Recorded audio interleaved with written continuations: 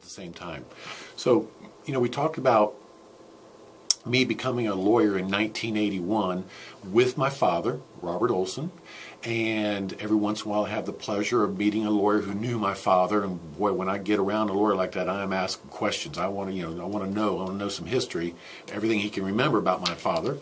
And we were just two lawyers together. We were not in a firm. Well, we were a firm together, but just us.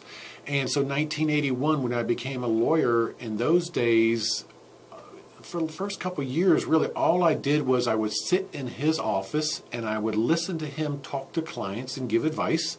And I remember sitting there thinking, how will I ever know as much as he does?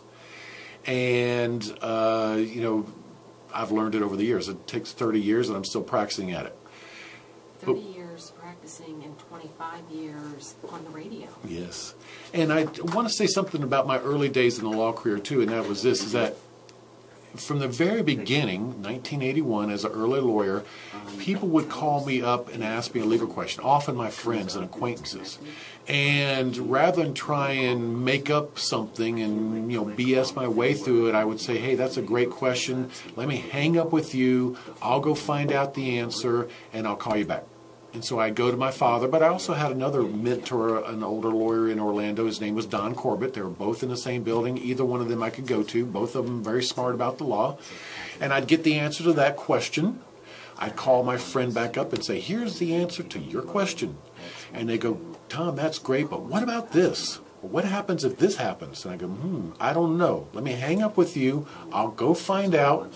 I'll come back and I'll call you and I'll answer it. So that's the way I've always done it, is that I do not have a qualm with telling people that I don't know the legal answer for them. And I think, Tom, too, that just speaks volumes to how you are as a person, because not only did you do that with your friends back in the early days, that is what you have carried through to 25 years later on the radio. As listeners call in, if you don't know the answer, you will be the first one to tell them, I don't know the answer, and I will find out for you. Yes, absolutely. And I must say that after having done 25 years of my Olsen Law radio show, 1,400 radio shows, 20,000 legal questions I've answered on the air, the number one compliment that I get from people is, Tom, we appreciate it when you tell people that you do not know the answer.